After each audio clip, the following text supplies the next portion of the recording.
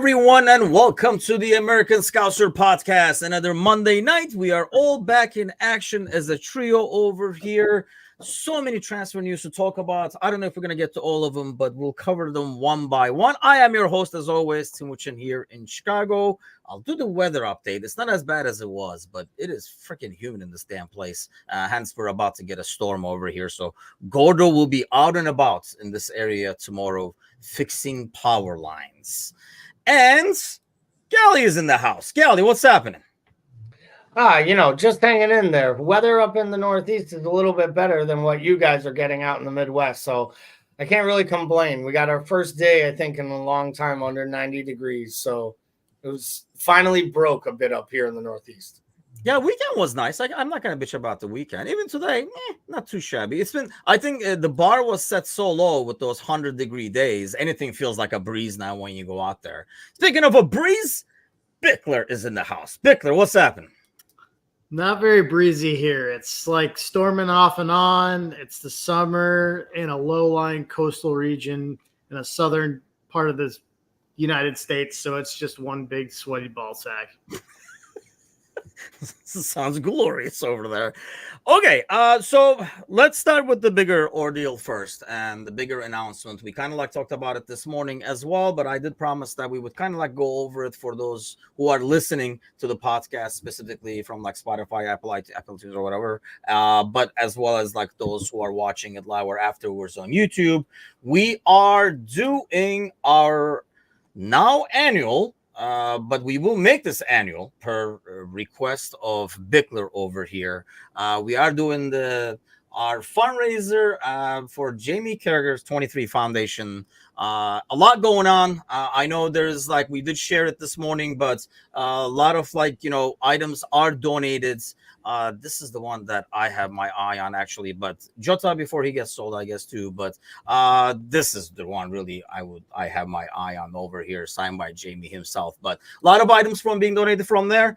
So we're gonna be doing a silent auction. We also have other items being donated.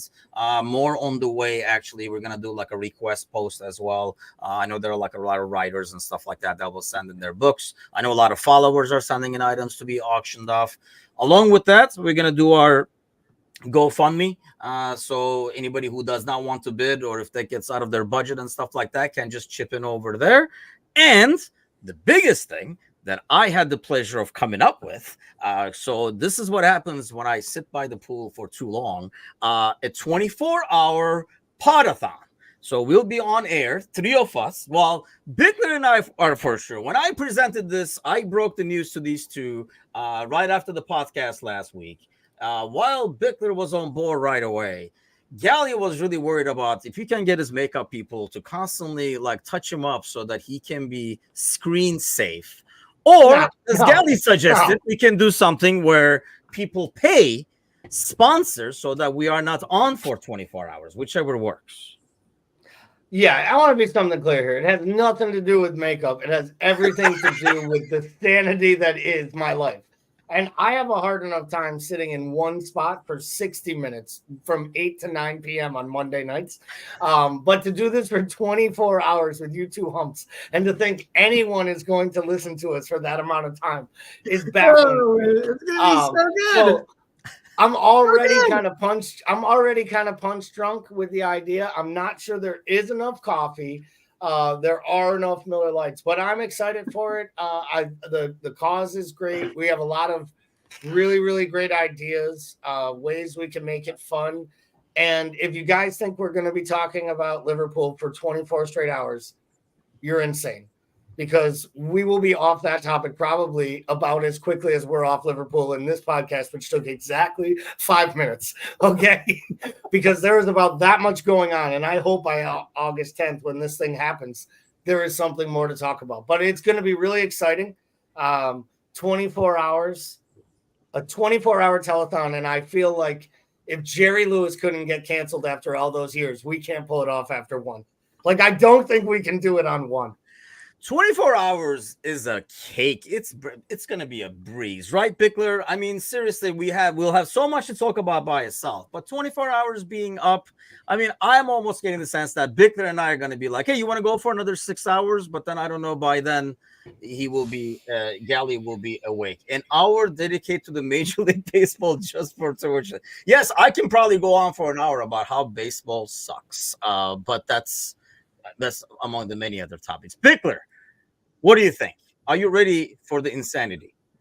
Bring it on, man. I got a coffee maker right here. Let's fire it up. I almost People feel don't like realize- we have it where you can just kind of go under like a garden hose and occasionally. I was just gonna say, people don't understand. Right behind that wall is the kitchen. There's a whole world back here full of pots and pans. And not all he's going to be those on walking pot. right through the bricks, grabbing a cup and coming back. Yes, I mean, so obviously bathroom breaks are kosher, but probably going to have to watch us eat and drink throughout the day. But we'll have like other contributors hopping on and off. We'll be able to preview the season, take a look at other teams. We'll be starting on the 10th of August, noon Central Time, and then we'll be finishing on the 11th, if we can make it, noon Central Time again. So we'll be doing a watch along for the last preseason, which is against Real Sociedad, where we'll see if Kubo is on our side or is on their side, and we'll go from that way. But yes, so it should be fun. It is definitely a great cause. They've been great as well. Jamie himself, I think he's still on vacation. I don't know if he's back yet. But they have been great in terms of, I've been talking to Mike Relic over there, a lot of donations. Shout out to Ken and Joanne, by the way, who kind of like are helping along as well. So we should be able to put together something really good, hopefully generate a lot of money. And then we're going to have the hours sponsored. So if you do want to sponsor an hour, any hour of this 24-hour madness, please do reach out to us. You can basically make a donation and get one of the hours sponsored under your name. Ryan keeps talking about seeing you. I mean, he's been talking about this all morning, entire morning show, I want to say. And I'm not exaggerating. Oh, no. So he's can't wait to see you at 3 a.m. So I'm expecting Ryan Thompson to be sponsoring the 3 a.m. hour. What can we expect from a big? I'm actually kind of scared. I've seen Bickler out in public, but not 3 a.m. I don't want to throw any spoiler alerts in and, like, so discourage people from viewing it, but it doesn't get any better. That's for sure. Like, like the later we go, it certainly doesn't improve. So, yeah, do that what you will. Brian Sheldon says all night smoking pork butts. Instead of getting like an update every 10 hours, Brian will be able to update us hour on the hour how the pork butt is going over there. But yeah, it should be fun. Like I say, I've seen Bickler, but it will be, I know there's a point in the middle of the night. It happens all the time around 2-3 o'clock where people might think I'm high or something, but I'm not. It's just like the nerves break down and I'll be laughing a lot more than normal probably. But then again, it's going to be a Bickler 3 in the morning. So we'll all be laughing a lot probably. So it should be fun. Do contact us if you're interested, if you have an item to donate, if you want to sponsor one of the hours, and anything you want to see talked about and all that kind of stuff. James starts us off back to Liverpool over here, which I was kind of like trying to stay away from, because there's not a lot going on except this. The Kubo rumors are really kicking in. Bickler, I guess more than the concept, because we've been talking about a right side winger for, I was going to say months, but freaking years, close to a decade over here, in terms of getting somebody to back up Mo and stuff like that. I guess what I'm really shocked is the money that's being talked about that we would spend to get him. Does that shock you, or does that mean something with Mo? What are we looking at over here? I don't think it really shocks me. I mean, like, I know that like we have this kind of preset idea of what Edwards does and stuff, but I mean, I feel like we've gone after pieces at relatively high values, pieces that we wanted, and we weren't afraid if they were depth pieces. You know what I mean? When you look at some of the money spent recently, so I don't think I'm that surprised by it. If I'm surprised by anything, I'm surprised that it took us 6 years to look at a right-sided attacking option on the wing. I guess like the price tag, I mean, 50 is not what it used to be. Back in the day, you could buy, a lot more. Doesn't that feel like the new 35? I mean, that's what it feels Right? like. Yeah. And I think that's why maybe Gally, I feel like I was talking about it this morning. Maybe because does that mean that we're gonna spend even more on the actual needs that we feel like at least as fans we need? Slot might not agree, Edwards might not agree. Does it mean there's more funds to allocate for that if we are allocating this much on a maybe not necessarily a need? Well, I mean, my question is are you giving Mo Salah a new contract this summer? If you're not, then you need to replace him either this summer or next. And I think in all of life, whether you're applying for a job or you're looking for a replacement, or it's easier to get something when you have something already, right? You're going to pay more for him next summer without Mo Salah than you are now. And I think sometimes what is best to do is to buy players when you have a year to go. Like, and I think that's what they started to do. When they bought Diaz in January of 22, you kind of knew Sadio Mane wasn't getting another deal and he was leaving, and they were buying Luis Diaz one window earlier than Mane being gone. And this feels to me like it could be them buying a player that they see in their profile, in their skill set, and in this new manager's system as the right fit, both for now and later. And it also does mean if an end of the summer huge dollar figure comes in for Mo, you actually have cover in the squad, and you're not going into it where you accept a bid from Saudi for Mo, collect on him and not lose out, and not and start Harvey in the first match on right wing, or play Ben Doak. Yeah, I mean, I kind think of it's like a what they pulled smart last move. year, right? Like they came in the last second, and we're like, well, even if you wanted to sell him for right now, it is a bit too late because we couldn't replace him. I guess this would put it in the bag. So as he says, what does buying Kuba mean for Bandog? I guess that really goes back to what you were saying, Gally, in terms of what happens to Mo. But if Mo is there and he's signed to an extension, which this does make it a bit less possible, but you never know, then I would think you don't want to put Bandog behind two people unless somebody else is being sold and stuff like that. You probably loan him out and get him some playing time. Then what do you think, Bickler? Yeah, I mean, yeah, I think that a lot of times the gap between these guys, the young kids coming up and the first team, is a lot wider than we think it is, right? Like, I mean, I think we see them come into games and have moments of brilliance over periods of time. But I just think that the gap is probably bigger than we think it is. And I think when you're replacing like a legend in the squad and someone at that productivity and that position on the team, you don't really want to put that on the next guy. Like the next guy up shouldn't be a kid. It should be, like I feel like it's a lot of times it's got to be that like sort of mid-range option, which I think this kid falls in. That's already kind of established, where he's at and had multiple leagues under his belt. So yeah, I get that. As much as I'd love to see a player like Doak like really grab it by the neck and take it, and that still could happen. I just think that his quality is probably there's like a bigger gap there than we probably think. And probably not fair to him, like you're saying. That's a good point, actually. Like putting him in a situation where he has to fill in for Mo as opposed to where he has to come off the bench and fill in for Kubo when he's off the Right. pitch or something like that. And maybe Kubo doesn't want to play 100 minutes a game like Mo does. So he will be able to come off the bench and get some minutes. Or as Mateusz says, maybe Doak is not good enough to be. I think we have not seen enough of him. Obviously, they have compared to us as fans. But I think my main concern is more about durability more than anything else. Maybe he has just been unlucky. Whenever he would get to opportunity, he was not available. Like Bradley was there when we didn't have Trent to kind of come in and grab the opportunity and take it. Same thing with like Kwanzaa and stuff like that. It feels like whenever Mo is out, so is Ben Doak. So he has never been able to kind of like take that opportunity. I mean, I'm not going to pretend to know a lot about Kubo personally. Mateusz and I were joking about his like FIFA background more than, like football manager background more than anything else. Obviously, we know he's been in, like his training, Barcelona, Real and stuff like that. He was a talent maybe that didn't get what he was. And these are the kinds of people we sign, Gally. But I guess how excited are you about the name? Regardless of, or throw the price in the equation as well, because I think otherwise without the price you're like, sure, why not? Yeah, I mean, listen, would I have rather got him for the 7.5 or 10 million that Real Madrid bought him for? Sure. But we didn't make the gamble when he was a up and coming player coming out of his club at that time. He was a huge signing when Real Madrid signed him. It was a big, big deal that he was going to Real Madrid.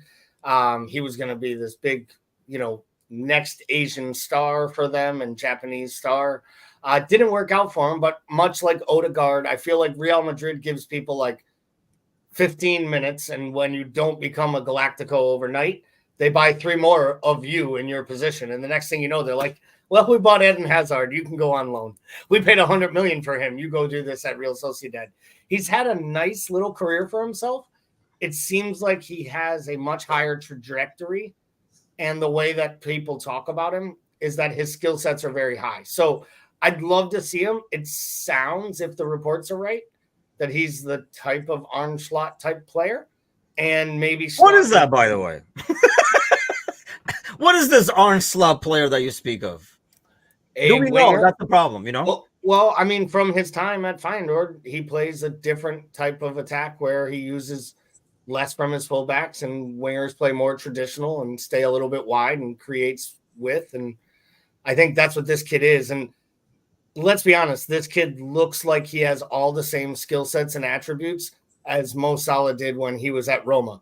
The question was, if he goes to another club, will he take the big step forward? And isn't that really the question you're asking? Do I think he can be Mo Salah? That's pretty unfair, right? He just that is not fair. Yeah, that's not fair. And that's my point, though. But that's what is going to be.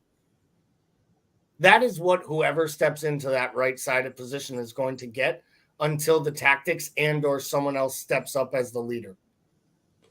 Yeah, Sergis's name is very underwhelming for that price. I mean, honestly, Szoboszlai had a bigger name and a bigger price to go with that as well, I think. But how about you, Bickler? I mean, I think the price is kind of like what worries me. There must be thinking a lot more of him for us to kind of like put that much money into a player, like bring him in.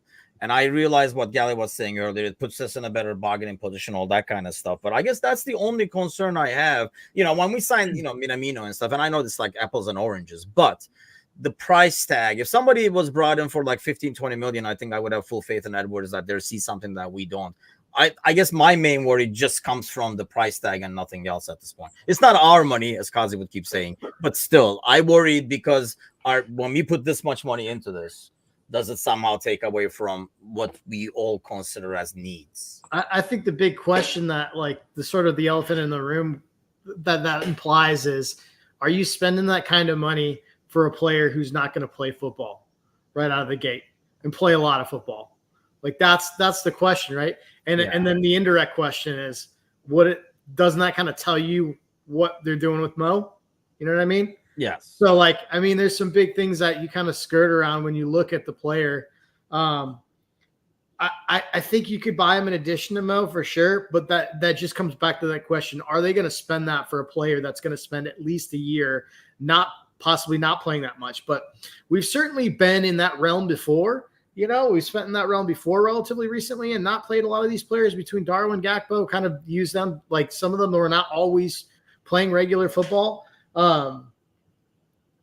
I mean, no matter what, regardless, at that cost, it's fairly decent for what you're getting in terms of his age range and his ceiling, right? Like, I think there's so many variables that like play kindly into that, even at that cost.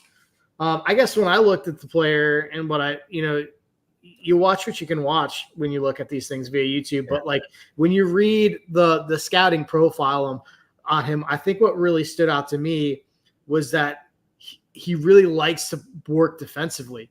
Like, he's actually a really good tackler, and he likes to come back and dig into the midfield and track back like that and double back. And I think, like, we saw what that looked like when we had one of those in Mane. You know what I mean?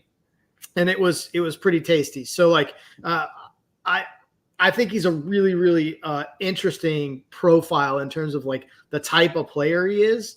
And I think at what his cost is, like, I think what's really at the end of the day, the cost, it could be either great value or it could be shit value. And I think the opinion on it's kind of split. So and I think that's where it gets, for me, it's like if Edwards is running this thing and he's got, his team in place and this is something they've targeted, I'll probably go with that. Like if I'm going on one side of the fence. And I think that's where we're at, right? We're like, Edwards knows best kind of an ordeal in terms of if they feel like this much money or there's a plan. I mean, we're kind of like rolling with that.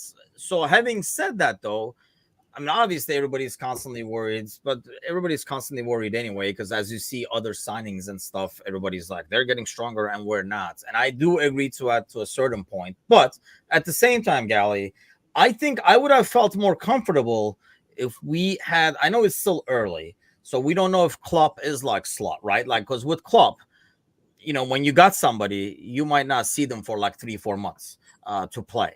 We don't know if Slot is going to be like that. We don't know if somebody's going to be signed and 3 weeks later, once they hit the training pitch and when they sign in, they're going to be out there playing. Do you think, the gang is waiting too long, or we already have an established team, so we're rolling with it unless there is the person that we really, really want? Well, I think they're working back channels trying to sign players. I just think they haven't been able to secure a deal that they're comfortable with executing. And I really do believe that. I also think what we're seeing here is a manager who has not gotten 80% of the players who will fill his starting 11 to a single training session yet. I mean, okay, I'm going to cut you off because I want to ask you this while you're talking about that, because we were kind of talking about this morning as well, in terms of, giving Slot a chance to take a look at what he's got, maybe before he needs, he asks for things. But in that sense, while he's missing all those people, isn't he really getting to take a look at people that he actually has to take a look at? That he really has to evaluate? I think you're absolutely right. My question is if he isn't able to run the rule over Darwin and he isn't able to run the rule over Luis Diaz compared to Gakpo, or, these are the key decisions that may dictate what player gets sold, or what if after 2 training sessions, he's like, get the Uruguayan out of here. I don't care if you got to loan him to Italy and then sell him for a fee. I can't coach Darwin Nunez. Like, this guy is not part of us. Like, that changes everything, because now you're either moving Kazi in charge. Sounds like I know. I did. It's that moment where everyone thought Kazi actually was Arne Slot with the bald head and all. I just, I do think there is a world where he may come in and make a massive decision that really does impact the way the rest of the window goes, and I think that is enough of a reason for them to go a little bit slow. I'm going to say this when it comes to this player. I haven't seen a really creditable link yet. I know the Japanese reporters that kind of dropped the hints about his representatives being in England, and people are trying to bring it to Liverpool, but I still haven't seen one of the connected Liverpool people. And to Paul's point, what's making all of these transfer folks so pissed off right now about Liverpool is, 1, no activity, and 2, they can't even make stories up because there are no leaks, because Edwards eliminates all leaks because he only has 2 or 3 people he trusts. I think only 2-3 people know. But which is why I wonder if this isn't Brighton or Crystal Palace or West Ham was coming in with an offer, and all of a sudden they link Liverpool to them because they're trying to drum up additional business here. It doesn't make sense to me unless this one came out of nowhere like Jota did. Then I'd be like, yep, this is what Edwards does. He just signs a guy we never heard of, and then he's ours. And we're like, we signed Diego Jota? What? Yeah, I mean, that's the problem is, 1, we don't know how we're going to play, so we can't even speculate on those. 2, I think the reason I bring it up, because you guys know how I feel about transfer rumors and how often I bring them up, because I think this is the one that we heard the most of over the last 3-4 weeks, probably, like the name that at least was out there enough to echo. So I figured I bring this one up because it felt like it has some legs, but you might be right, because we haven't heard anybody really close to the club say anything about it yet. And yeah, the comments about exactly the wages that they're talking about does not sound realistic. So who knows? But going back to where we're at for sure, Bickler, I understand what like Galley's saying in terms of like he might want to evaluate those things for those guys coming back, and maybe we really got to see what we have. But I almost feel like these are decisions that were probably already made. I might be just assuming it, but I would think these are things that have been talked about. It's not about just seeing him on practice once he watches a few games. I know coaches are stubborn, and he might be like, I know he's always offside, but I can teach him how to be on, kind of a deal with like Nunez or something. But I just get the sense that you would think these are topics that were covered much earlier throughout the summer while they're watching the Euros and Copa America, and even before that, actually, in terms of who will leave, who will stay, and what the game plan is. Yeah, I mean, I think everybody assumes too that these decisions are made, like have to be made after they see these guys play for an extended period under them. These guys are watching tape, man. Like they're watching games, like they know what they want certain players to do, and they can tell a lot about what they're capable and what their natural like sort of tendencies are based off tape. So I do think there's like a general idea before going in hand. And I think, I don't know, I guess the one thing that I would think is interesting and that I worry about is like, I would like to see us strengthen from a position of strength versus like waiting until something's a critical need. And I feel like a lot of times, especially when you look at historically what we've done with center backs and CDMs and how we've really run those thin across the board, I think at some point you want to probably just go snag one of those. Like, and that's something that you don't like, Slot can really have like a kind of handful of guys he's got in mind, and they can take it down to a list, and Edwards can put it through his little like calculator and come out with what the answer is, and they can hammer it out, right? Like, I feel like there's a couple of positions on the squad that don't need evaluation on a player level. We're just looking at depth. You know what I mean? Mitush says the tape strikes again. He's giving me shit because I gave him shit this morning when he said about watching tape. Is that the correct? Because we always joke about with my brother, because we do the podcast for Fenerbahce. And back in the day, for those of us that remember VCR tapes and stuff like that, whenever a new manager came, they were like, oh, he's got all the tapes. He's watching tapes of last year, blah, blah, blah. And then we were actually referring to cassette tapes. I know in football, they always refer to watch the tape, or watch film. Film never lies and stuff like that, right? Is tape still the terminology, or are we old? I mean, I don't know why I'm asking you guys. We're definitely old. First of all, tape is old, film is older. That's the truth.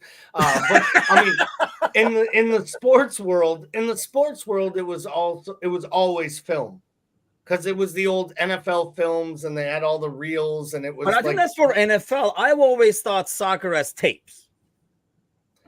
Yeah, I mean, I always used to say tape doesn't lie. You can watch old tapes, like.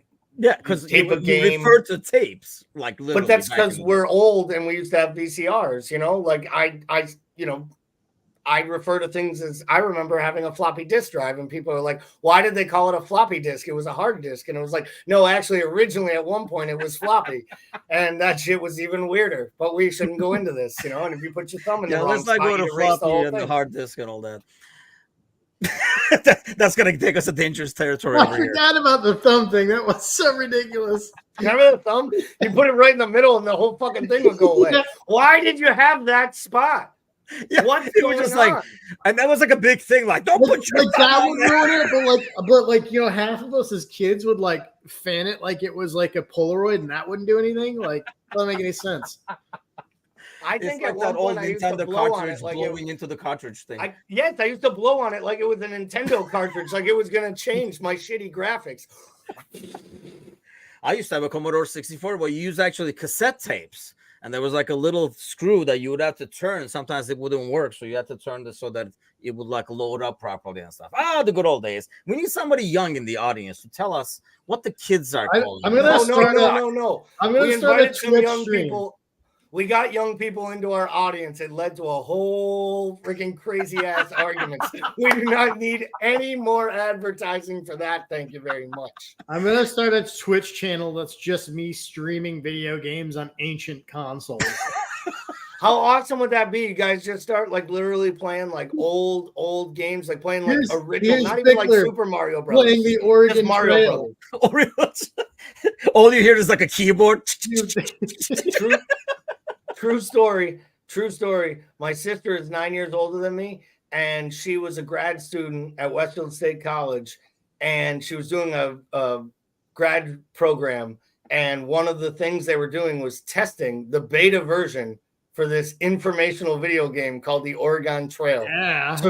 So she brought her young brother in who didn't even know how to use a computer. And I'm playing this game, but no joke, fast forward to the first day I'm sitting in US history as a sophomore. I skipped a grade so I could take this class a year early. So all the juniors hate me already because I'm in the class. And the teacher asked the question about why the inauguration is on January whatever, even though the election's in November. And I'm not even kidding.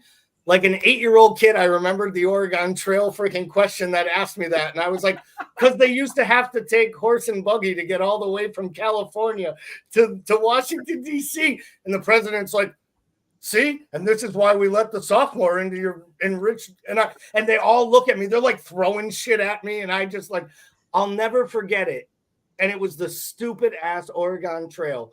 That and me trying to like play that game over and over. That game is responsible for a whole generation of people that know what dying of dysentery means. Like, because you're like, you died of dysentery. And you're like, what's that? And like you go over like. Hold on. Serzi says, I had a Spectrum 48. This is like going to be like an old man show episode, but I remember the Spectrum 48K. I don't know if you guys remember this. They used to sell these books. So you would spend like a freaking hour typing these, basically the programs into the thing.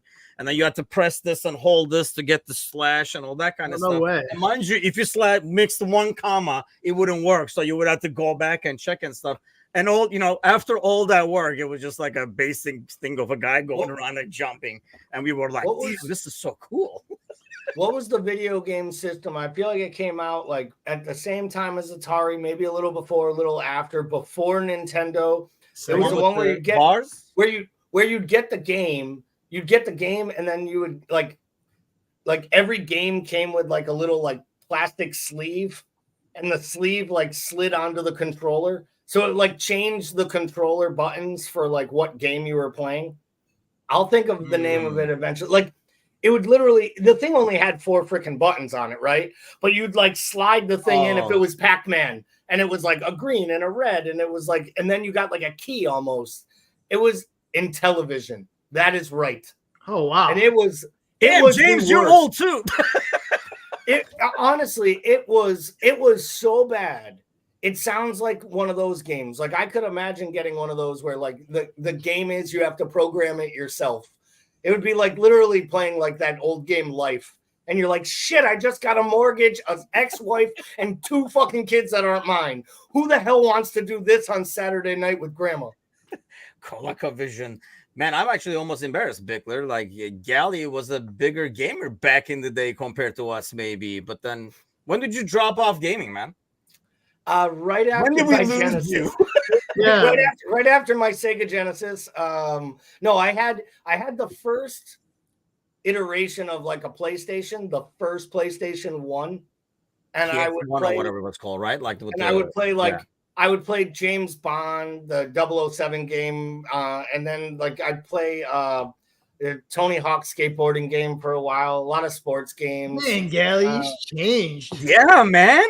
You were so cool. I mean, I was a teenager. I met girls. I moved into the world. Oh, hey, you could do both. Oh, damn you people.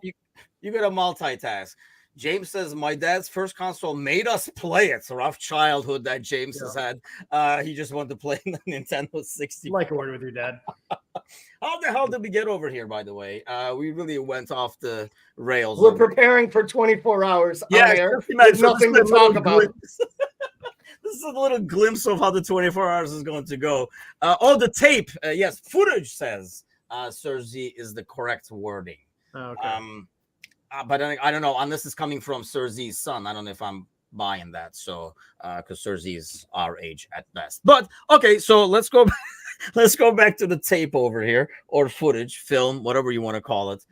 Do you guys think, like, what do you think, Gally, about that? You know, what we were talking about in terms of like it's already pre-decided because they have so much. And here's the thing, you know, he was talking about himself about watching training sessions. So while obviously, you know, he's not directing them, he can kind of see, I guess, the difference between the training session and game. So you can kind of see if a player is doing on the training pitch, why isn't it sometimes translating to the game and stuff like that? Is, I'm assuming, what he's looking at. He's looking at work ethic and probably looking at things like that.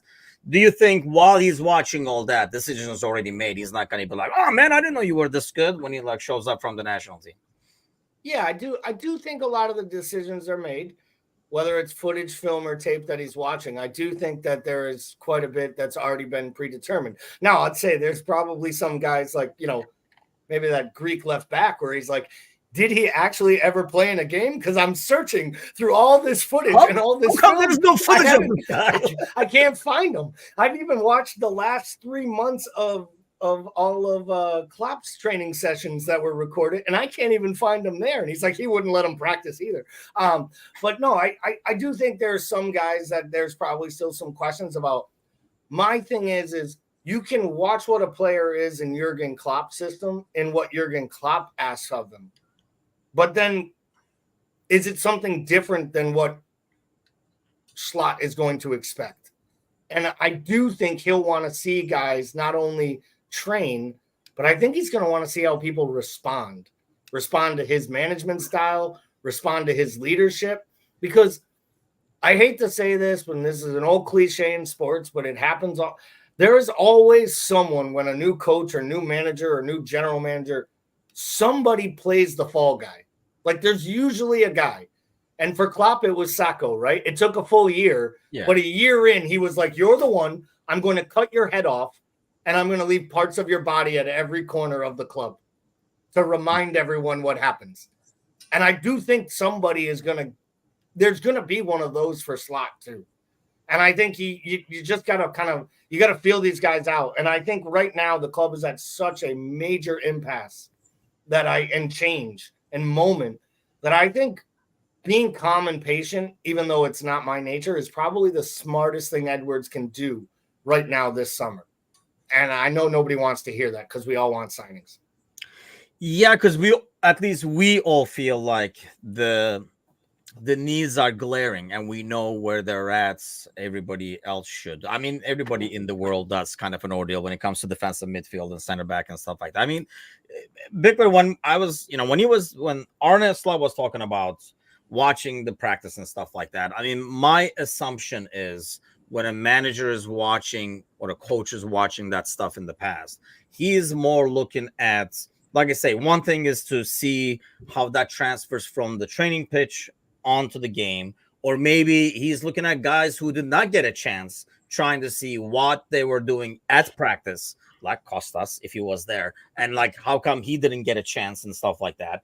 But also probably looking at how players respond, like work ethic and stuff like that. Do you think he looks at that practice tape, footage, whatever, and says, man, if only he stopped practice, the drill right there, and showed Nunez how to do this, things would be different. This is what we're going to be working on? Or is he just cementing his thoughts on what he's seen from game tape? I think there's a very small percentage of it where he's looking at how he can change or improve the training based on what they were doing. I think most of it has to do with exactly what you were beginning to talk about there at the start. I think a lot of it has to do with who seems engaged, who's vocal, who's taking on leadership responsibility, who's where they're supposed to be, when they're supposed to be there, those types of things. I think that's what I'd say. That's probably 60 to 75% what you'd be looking at there. I mean, we talked about this. I mean, I'm kind of torn on this, man. I know what Gally's saying in terms of being calm and stuff. Definitely against mine too. I think when it comes to this stuff, I'm more patient, and I'm not looking at it like, hey, so and so is spending this much money. I really do not even care the value because I have, similar to what we were talking about Kubo. If they go out and sign a center back that we have never heard of for 15 million, 20 million, or whatever, I would think they saw something, they addressed the issue and move on from it. I'm not like looking to say like some fans are, oh, they're not spending 80 on this, 60 on that, like United is spending or Chelsea is spending and stuff. But I guess I am torn on it in the sense that this was a team, and we talked about this a couple of weeks ago, I think with you, Gally, on the pod, where it wasn't a team that performed at the highest level in terms of when you look at players one by one. You can't go back and say, oh, these 4 guys had such a great season and stuff.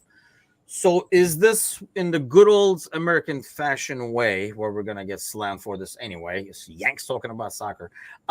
Is it like a good old fashioned rebuilding year? Or we're just going to wait until the end and throw a couple more in the mix? Or do we really use this as a rebuilding year, which feels semi-painful? Because I think last year we went into the year thinking it was almost a rebuilding year, right? We didn't have high expectations. We felt it's a whole new midfield. It's going to be rocky. It's not going to be easy and stuff like that. Is it just the club factor that's making people more nervous? Why are people are normally nervous, I guess, but why are they more nervous than normal? We're definitely nervous because of the change. Not having Klopp is the major thing, because let's be honest, we've used Klopp in some ways as a crutch. When we don't sign players, it's like, well, we have the best manager in the world, and he makes magic happen. Like it wasn't the players all along that were helping run out his wonderful tactics and plan, right? Like, he did a great job of leading. He did a great job of making us comfortable. He also did a great job of being the mouthpiece for what many supporters love to blame as the weakest part of our existence, right? The ownership, the American owners. And Klopp always poured cold water on that. And I don't think Slot has the cachet to do that. So I'll say this. I don't think it's a rebuilding year. I do think it is a reset. And it's a time for the club to reset and reshape its future. And I do think you might have to take a step back. And I think I said this with you last week when we talked. Top 4 is a minimum. Compete for a trophy. Do those 2 things, it's a successful season. I genuinely believe we will be further. I believe we will be further from second place than we are from the title. And as in, I think Arsenal and City probably both take steps forward this year. It would take a lot in my eyes to see us take a step forward as constructed right now. Because when you couple in players getting older, squad unrest, and a brand new manager and new tactics, I think that's an awful lot to ask. And I don't think there'll be enough infusions and signings to make this massive change, that I think we'll see a lot of what we saw last year with maybe a little less consistency. And I think that's what's to expect. See, that makes a lot of sense, but let me play devil's advocate, because this is what I do. At the same time, we have sat here and complained at times. We all loved Klopp to death, but complained some of the stubbornness, Bickler, in terms of formation and what we did and stuff like that. Having somebody perhaps new come in, a new voice, a new direction, energizing some of the players. Now, we always felt that new midfield, who we signed basically last year, now has a year under their belts, regardless the system is changing and stuff like that. Doesn't that give, in some ways, some optimism that we didn't have a season where everybody played their best? So if we're able to elevate the Slot's minor tweaks, because they keep saying Hughes and Slot did say there's not going to be wholesale changes. So those couple of tweaks, will it be enough? I'm not saying maybe for a title race, but maybe not as a mediocre of a season that some people are afraid that will come about. I think both are distinct possibilities, and that's why I think. Damn you, Bickler. This is. I'm gonna ride the fence like Switzerland, but here's where I get really nervous about this. Right, this is what makes the first 4 weeks of this season so important, because if we come out and we play lackluster football and get blown off the pitch and look really, really bad versus soft run-in and a match versus United, I think that's going to create a lot of unrest, not only in the team, but amongst the fan base and the supporters, going in. And I think when you start like that with a new manager, it gets very, very difficult to find some solidarity and get momentum going. Thanks for picking a side, bro. But yeah, I know I hear that's why I'm kind of in the middle as well. I'm just throwing it out there because I know exactly what Galley's saying, and I think if you look at it maybe from outside, that makes a lot more sense. Maybe being a fan and the optimism of things and the possibility of it, I guess, is what makes it like kind of like appealing to think it could be different. Having said all this, we will get to talk about an actual game when we get together next Monday.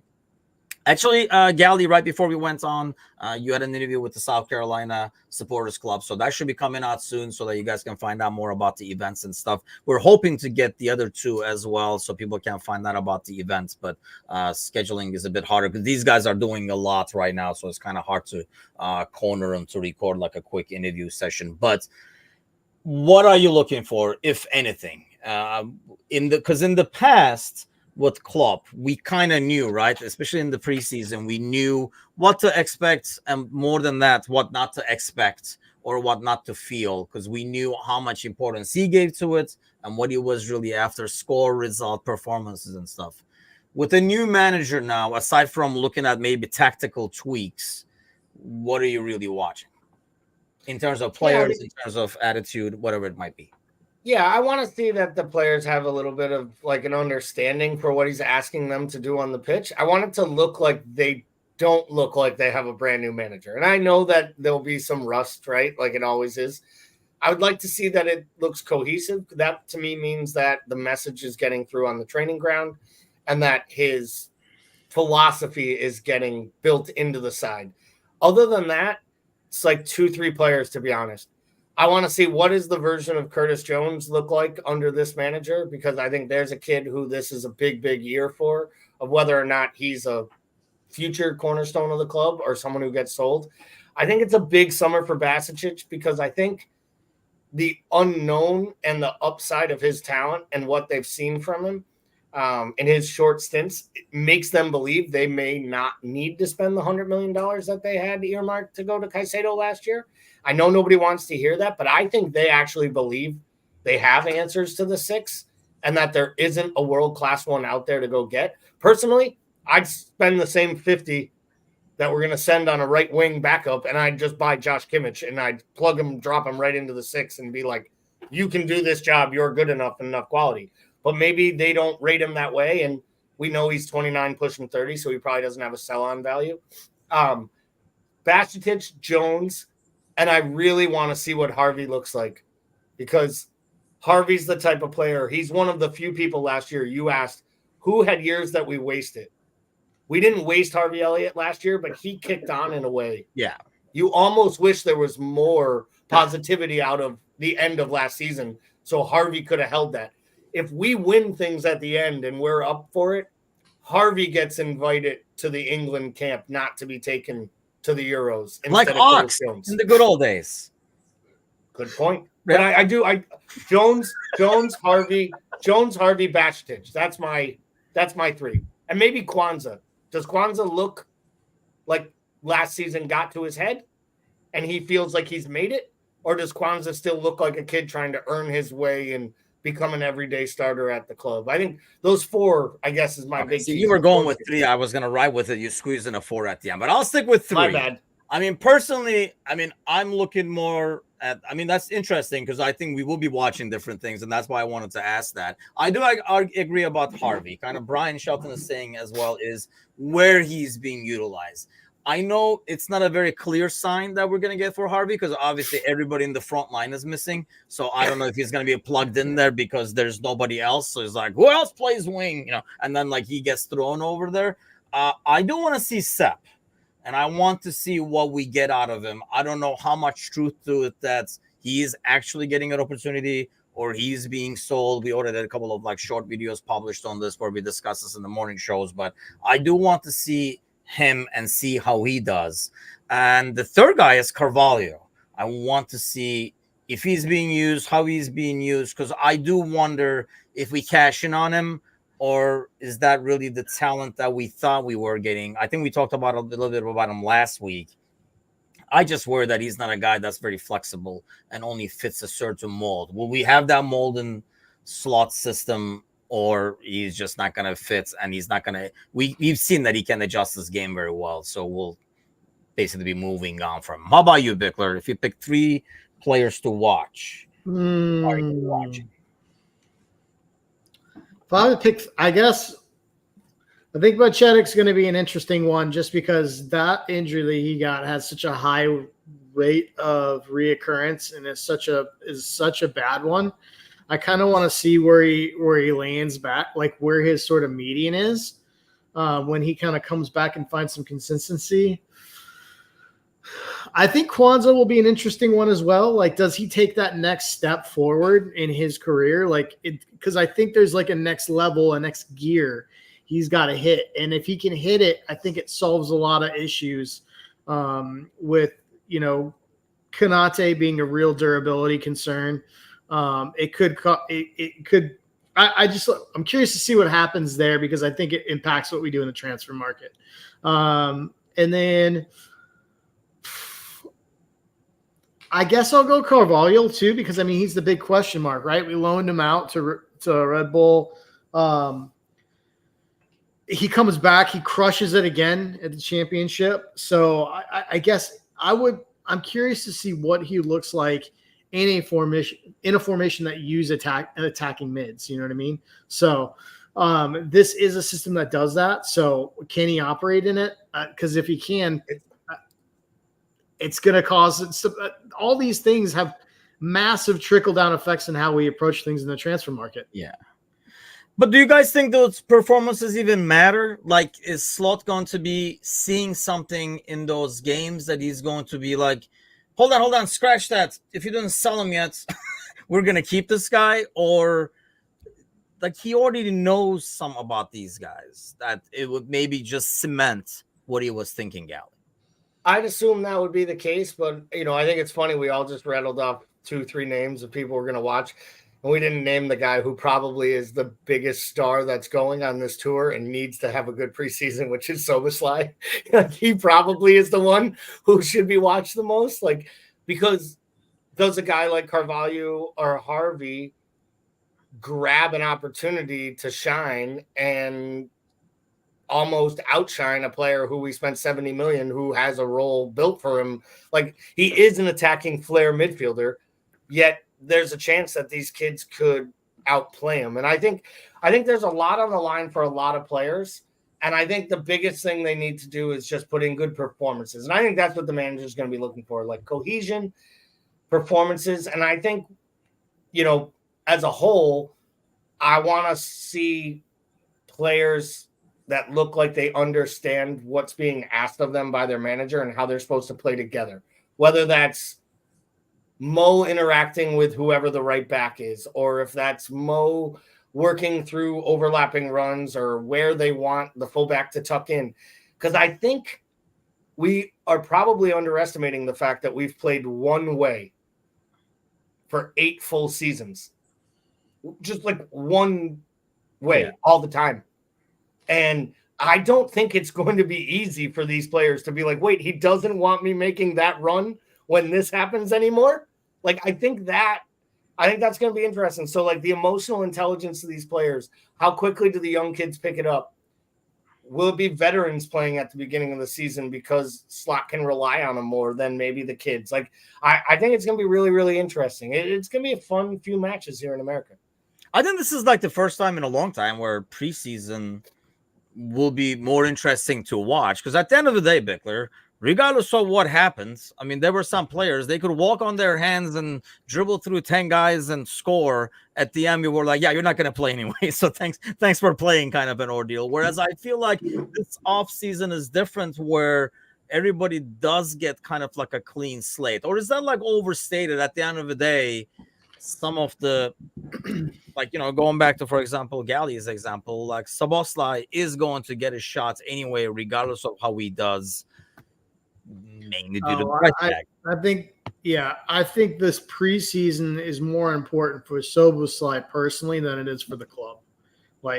I think that's where I lay on that. I do wish preseason felt more like that. It was like I guess I always thought preseason should be and like a chance for you to take a look at these pieces, these fringe players or these youth players, and then be able to make really good concrete decisions based off of what you see, right? And I sometimes feel like a lot of this is sort of settled before preseason. And I wish it felt more open. I wish it felt like more open competition within the team in terms You of don't get that feeling this offseason? That's what I was saying. I get that feeling a bit more this offseason. Maybe it's psychological because we knew what Klopp was going to do regardless. Whereas at least I have no idea what's going to happen. You don't think this? I think maybe it just goes back to my feeling of there's such a big gap between the kids and the first team. Like Gotcha. There's such a huge gap. And I think that the first team is deep enough that you may see one or two of those break through in opportune moments. Say you have a fullback crisis, right? Like I think that's how that. I think it's more of a positional depth crisis that gets these kids in than it is like the preseason competition. Out of these games, Gally, as we wrap things up over here, do you care about the score line on any of them? No, I care about the performance and health. Okay. Exactly. Do I want to get drubbed by United? No. Do I want an embarrassing result for the good people of South Carolina going to that match? No. Do I really care what happens Friday night at Acrisure Field in Pittsburgh? I could give two bleeps. I want all the players to come out healthy. I want guys to look refreshed. And I want to see smiling faces in red uniforms and them clapping off supporters in the crowd. And then I'll probably see some kid beg for a shirt, and it'll make me just hate him. There'll be a lot of kids begging for shirts. It's the American way. No, I mean, it's like, especially like when people go there for the signatures and all that kind of stuff, there'll be a lot. So you'll be throwing up nonstop, uncontrollably, probably. I mean, we don't know about the first three games, but the very last game, the 11th of August, Bickler, we will be doing a live watch along. We will be 18 hours into our 24-hour podcast at the time. What should fans be expecting? Not from the game, but from the watch along, since we'll be literally 18 and a half hours in at that time. It's really tough to say what kind of nonsense will be happening. I imagine something like me doing a top 25 worst American cities and realizing how the U.S. tour always stops at my top 25. Like probably something like that will happen. Who knows? It's going to be ridiculous, whatever it is. I think, people are going to tune in the middle of the night, and it's just going to be some craziness, like Gally's juggling floppy disks, and I'm playing FIFA, and stuff like that. God knows what will happen, but it should definitely be interesting. It is for a great cause, so please do send us a message if you have items to donate, and please do send us a message if you would like to sponsor one of the hours. Go ahead, Gally. Well, we definitely need to come up with some ahead of time, top 10 lists that we present, whether it's favorite video games or different things. Because as we said, I'm proud of us for pulling out 57 minutes and 53 seconds tonight with nothing to talk about. But by August 10th, I'm not sure we're going to be able to pull out 24 hours. And I don't know that much is going to happen between now and then. And we're not going to become that much more likable between now and then that anyone is going to be less and less likable overnight too. That's another thing. But I think we'll have a lot. I mean, we'll have a lot of preseason games. So I think we'll have a lot more. We're doing a lot of speculating right now. I think we will be able to maybe put the puzzle. You think, Bickler, we can get the red string out at least and start putting things together, connecting the dots on the board? Like yes. I mean, you were more excited about the murder part of it. I was just going to say, he got excited as soon as you decided that we were going to put together a murder board where we were basically going to be and if this player leaves and we signed this one, we will kill them here. Look, I've watched a lot of Dateline. I know what to do here. We're good. Oh, I actually watch a lot of murder stuff. I'm putting together the ultimate murder over here. Scares the hell out of Angie, but still, I got all the pieces ready. I'll give a top 10 tips if you want to get away with murder. She's gonna wondering why she keeps getting these things about insurance in the mail. Another thing about life insurance, Richard. Did you up all our policies again? It's for the girls, honey. It's for the future. Why is this policy mentioned if your wife loses her head? It pays double. That's what I'm putting into the contract. But hey, You know what? We'll pay double if you sponsor one of the hours over here, so we can donate to the Jamie Carragher Foundation. So please do that. For pass on the news, August 10th to 11th, you'll see this craziness times 24. So that by itself should be interesting to see. Have an excellent week, everybody, and we'll see you guys same time, same place, and hopefully with some news. Take care.